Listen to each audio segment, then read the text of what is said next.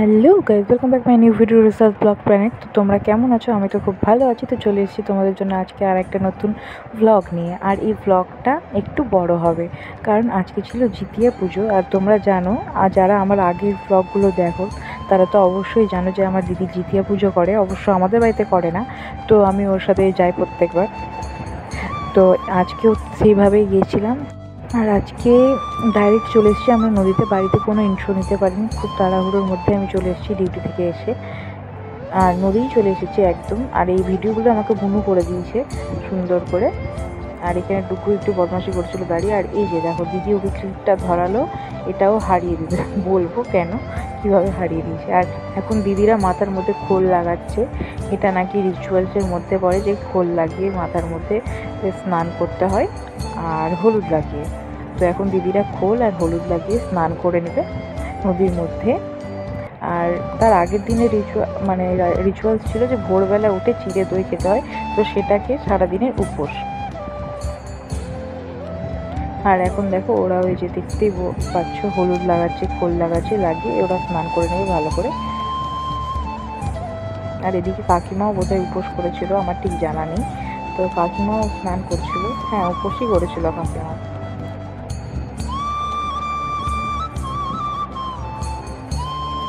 তারপরে এই দেখো শ্যাম্পু দিয়ে দিদি ভালো করে স্নান করে নিল।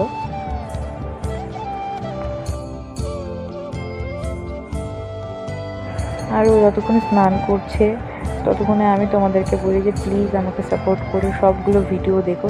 আজকে আমার যে 610টা ফ্যামিলি মেম্বার, সেগুলো তোমাদের জন্য, তোমাদের ভালোবাসার জন্যই হয়েছে। তো প্লিজ তোমরা সাথে দেখো আর পাশে থেকো।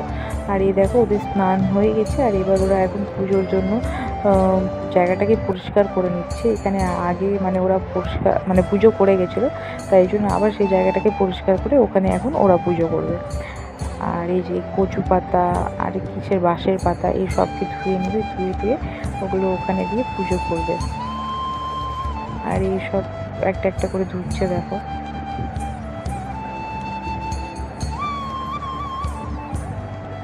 আর এই পুজোটা বেসিক্যালি করা হয় ছেলে মেয়েদের দীর্ঘায়ুর জন্য, তাদের মঙ্গল কামনা চেয়ে প্রত্যেক মারা এই উপোসটা করে।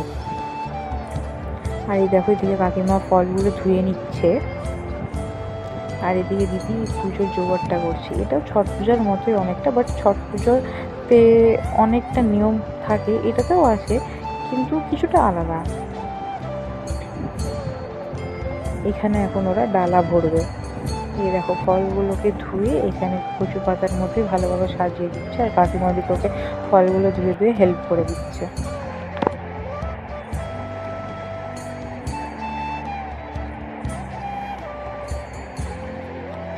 আর অলরেডি এখানে ওর ফল ধোয়া হয়ে গেছে আর ওখানে গোছানো হয়ে গেছে। আর এই দেখো ডালা, পিতলের ডালা দিদি, তো সেটার মধ্যে হলুদ আর সিঁদুর লাগানো হচ্ছে।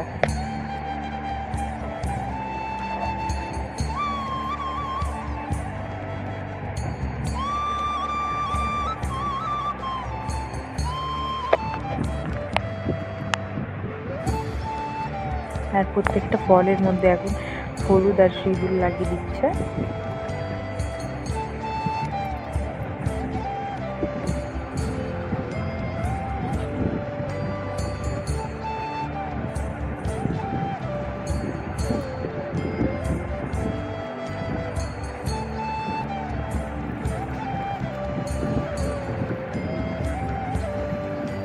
এবার ফুলগুলো দিয়ে দিচ্ছে।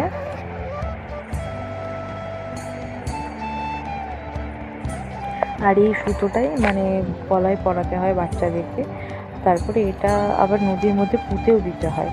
তো এটা খুব একটা ইন্টারেস্টিং জিনিস, তো তোমরা দেখতে থাকো। আর এদিকে হয়ে গেছে পুজো করা, এবার সবাই একে অপরকে সিঁদুর পরিয়ে দিচ্ছে। আর এদিকে দিদি ধূপকাঠি দেখাচ্ছে এখন।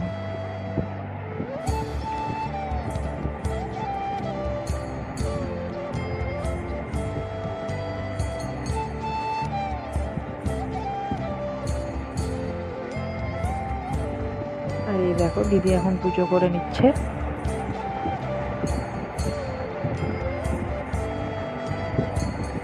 দিয়ে ডুগুদেরকে এখানে টিপ পরিয়ে দিচ্ছে।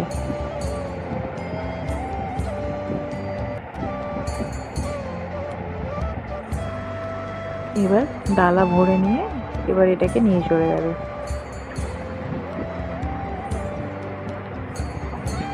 তো এই ছিল আজকের ব্লগ, কেমন লাগলো অবশ্যই জানিও।